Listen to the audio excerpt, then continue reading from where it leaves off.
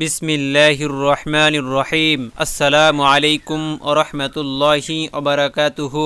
সুপ্রিয় দর্শক মণ্ডলী, আমি আশা করি আল্লাহ পাক রব্বুল আলামিনের অশেষ মেহেরবানি ও দয়ায় আপনারা সকলেই ভালো আছেন। প্রিয় দর্শক, এই দুনিয়ার জীবন ক্ষণস্থায়ী আর আখিরাতের জীবন হলো চিরস্থায়ী। তাই আজ আমরা এমন কিছু গুরুত্বপূর্ণ আমল সম্পর্কে জানব যা আমাদের আখিরাতের জীবন সুন্দর করে তুলবে। আসুন সময় নষ্ট না করে ভিডিওটি শুরু করি। ভিডিওটি শুরু করার আগে আসুন আল্লাহ পাক রব্বুল আলামিনের দরবারে একটু প্রার্থনা করি। হে আল্লাহ, তুমি আমাদের সকলকে হালাল রুজি রুটির তৌফিক দান করো। সকলেই কমেন্ট বক্সে লিখুন আমিন। প্রিয় দর্শক, আর ভিডিওর শুরুতে আমি আপনাদেরকে কিছু কথা বলে রাখতে চাই। তা হলো আমরা প্রতিনিয়ত ইসলামের কিছু গুরুত্বপূর্ণ আমল সম্পর্কে আপনাদের মাঝে আপনাদের জন্য ভিডিও তৈরি করে থাকি। তো আমাদের এই চ্যানেলটি অবশ্যই সাবস্ক্রাইব করে পাশে থাকবেন। আল্লাহ পাক রব্বুল আলামিন বলেন, তোমরা কল্যাণের দিকে প্রতিযোগিতা করো। প্রিয় দর্শক, এই দুনিয়া হলো পরীক্ষার স্থান। আমরা যা আমল করব আখিরাতে তার প্রতিদান পাব। তাই আমাদের উচিত আল্লাহ পাক রব্বুল আলামিনের প্রতি বিশ্বাস রাখা। তাই আমাদেরও উচিত ছোট ছোট আমলের মাধ্যমে আল্লাহ পাক রব্বুল আলামিনকে খুশি করা। রাসূল আকরাম সাল্লাল্লাহু আলাইহি ওয়াসাল্লাম বলেছেন, তোমরা আল্লাহকে এমন ভাবে ইবাদত করো, তোমরা সালাত এমন ভাবে আদায় করো, তোমরা মনে করবে আল্লাহ পাক রব্বুল আলামিনকে তোমরা দেখতে পাচ্ছ।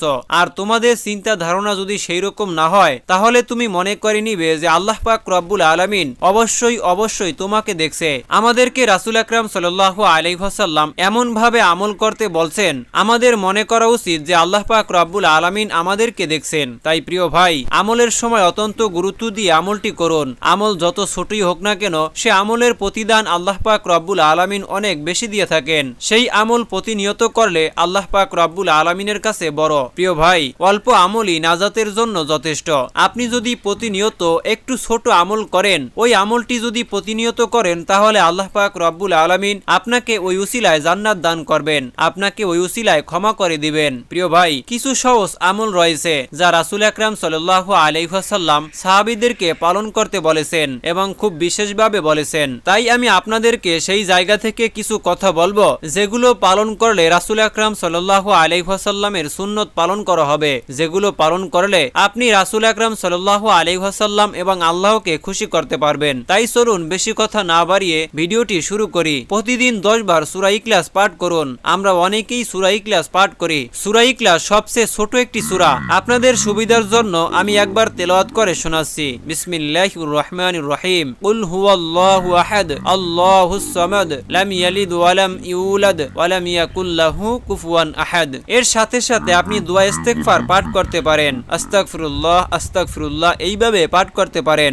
সৎ কাজের আদেশ এবং মন্দ কাজে নিষেধ করুন। আপনি এটাও একটা আমলের মধ্যে ধরে নিতে পারেন। আপনি যদি দেখেন কেউ খারাপ কাজ করছে আর আপনি যদি বাধা না দেন, তাহলে কাল কিয়ামতের ময়দানে আপনি সেজন্য আল্লাহ পাক রব্বুল আলামিনের কাঠগড়ায় দাঁড়াবেন, অর্থাৎ আল্লাহ পাক রব্বুল আলামিনের কাছে জিজ্ঞাসিত হবেন। তাই আমি আপনাদেরকে বলবো, সৎ কাজের আদেশ করুন এবং অসৎ কাজের নিষেধ করুন।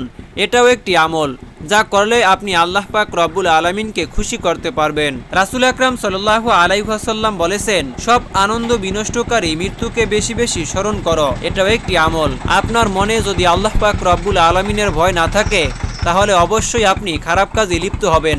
আর সেই খারাপ কাজ থেকে বিরত থাকার জন্য আপনি বেশি বেশি মৃত্যুকে স্মরণ করুন। এই ছিল আমাদের আজকের ভিডিওটি আপনাদের কেমন লেগেছে তা অবশ্যই কমেন্ট করে জানিয়ে দিবেন।